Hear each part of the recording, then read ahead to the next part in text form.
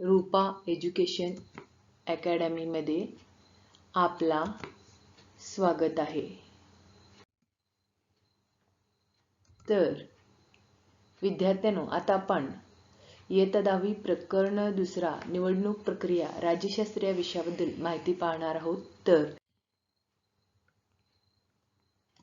त्याचे स्वाध्याय आपण पाहूयात। प्रश्न पहिला आहे, दिलेल्या पर्यायांपैकी योग्य पर्याय निवडून विधाने पुन्हा लिहा।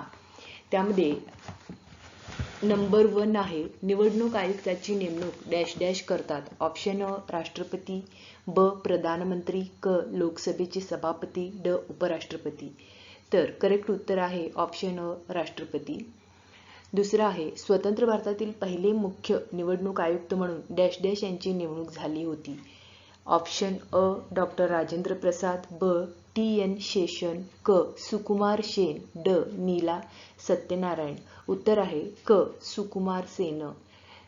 तिसरा, मतदारसंघ निर्माण करण्याचे काम निवडणूक आयोगाची डॅश डॅश समिती करते। ऑप्शन अ निवड, ब परिसीमन, क मतदान, ड वेळापत्रक। करेक्ट आन्सर आहे ब परिसीमन। त्यानंतर प्रश्न पुढचा आहे, तर पुढील विधाने चूक की बरोबर ते सकारण स्पष्ट करा। नंबर 1, निवडणूक आयोग निवडणुकी दरम्यान आचारसंहिता लागू करतो। हे विधान बरोबर आहे, कारण आचारसंहिता लागू केल्यामुळे निवडणुका खुल्या वातावरणात व निष्पक्ष पद्धतीने घेता येतात। 2, निवडणुकीच्या काळात गैरप्रकारांना आळा घालता येतो।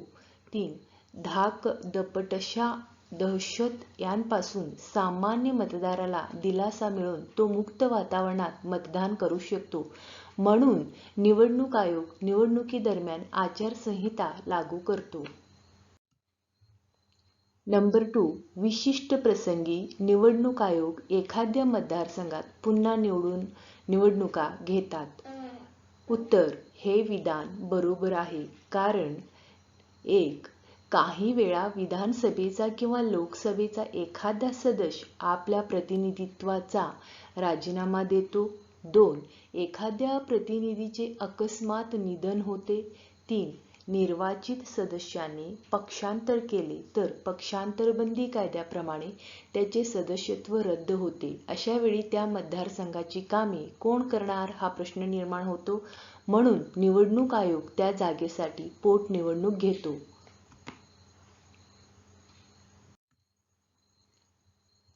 पुढचा प्रश्न आहे, एखाद्या घटक राज्यात केव्हा व किती टप्प्यात निवडणुका घ्यायच्या हे राज्य सरकार ठरवते।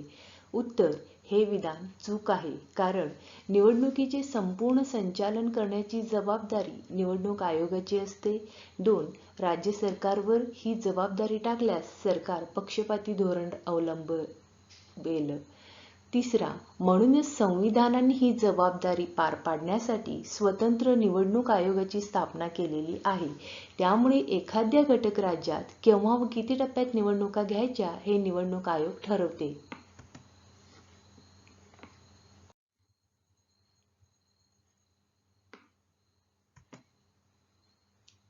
पुढचा प्रश्न आहे, पुढील संकल्पना स्पष्ट करा। त्यामध्ये एक आहे, मतदारसंघाची पुनर्रचना।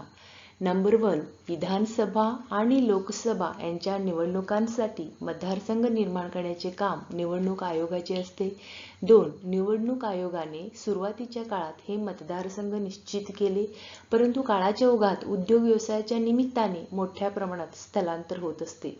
3, विशेषतः खेड्यातून शहरांकडे हे स्थलांतर झाल्याने एखाद्या मतदारसंघातील मतदाराची संख्या घटते तर अन्य काही ठिकाणी ती प्रचंड वाढते। यामुळे मतदारसंघ संतुलित राहत नाहीत, म्हणून मतदारसंघांची पुनर्रचना करावी लागते। 4, हे मतदारसंघ नव्याने निर्माण करण्याचे व त्याची पुनर्रचना करण्याचे काम निवडणूक आयोगाची परिसीमन समिती करते। पुढचा आहे, मध्यावधी निवडणुका। उत्तर, 1, लोकसभा आणि राज्यांच्या विधानसभा यांचा कालावधी 5 वर्षे असतो, परंतु काही कारणांमुळे जेव्हा या सभागृहांच्या मुदतपूर्व निवडणुका घ्याव्या लागतात त्यांना मध्यावधी निवडणुका असे म्हणतात। 2, बहुमताने अधिकारावर आलेले सरकार मुदतीआधीच पक्षफुटीमुळे अल्पमतात येऊ शकते। 3. काही वेळा एका पक्षाला बहुमत मिळाले नसल्यास 2 किंवा अनेक पक्षांची आघाडी करून सरकार स्थापन केले जाते, परंतु मुदती आधीच आघाडीत फूट पडून सरकार अल्पमतात येते. 4. अल्पमतात आलेल्या सरकारला राजीनामा द्यावा लागतो. अशा वेळी पर्यायी सरकार स्थापन करण्याची शक्यता नसल्यास लोकसभा वा विधानसभा मुदतपूर्व बरखास्त करावी लागते. अशा परिस्थितीत निवडणूक आयोगाला मध्यावधी निवडणुका घ्याव्या लागतात.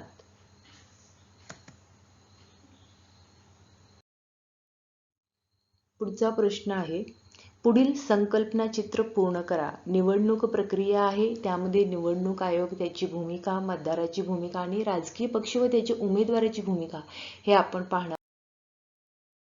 पहिल्यांदा निवडणूक आयोगाची भूमिका पाहणार आहोत. त्यामध्ये पहिला आहे मतदारसंघाची निर्मिती करणे, दुसरा आहे मतदार याद्या निश्चित करणे, तिसरा आहे निवडणुका घोषित करणे, चौथा आहे उमेदवाराचे अर्ज स्वीकारणे व छाननी करणे, पाचवा आहे मतदानाची व्यवस्था करणे, सहावा आहे मतमोजणी व निकाल जाहीर करणे. त्यानंतरचा राजकीय पक्ष व त्याचे उमेदवार यांची भूमिका पाहणार आहोत.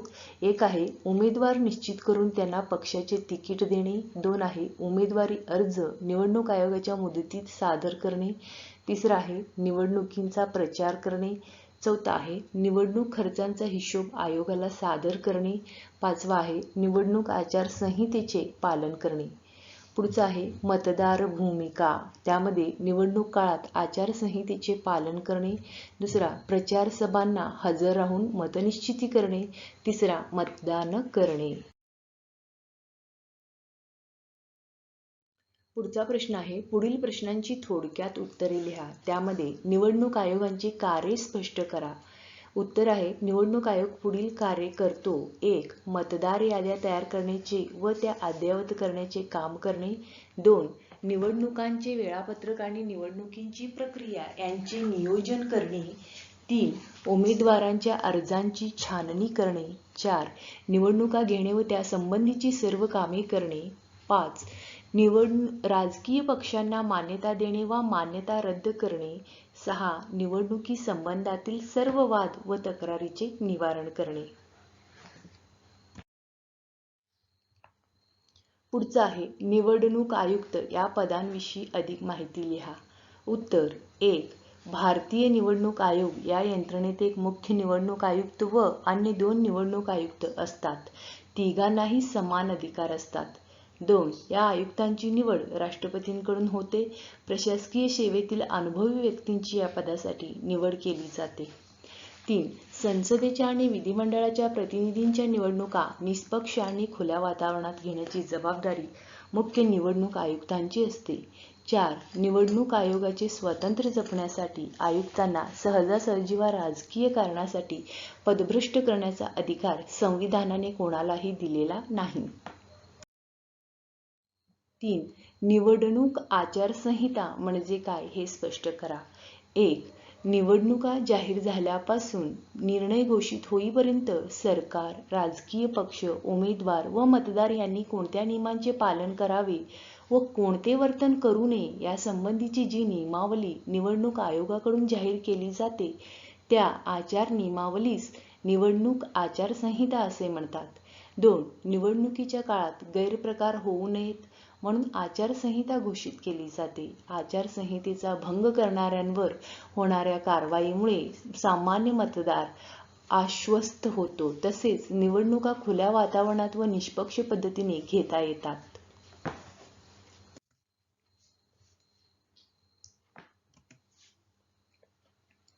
Thank you.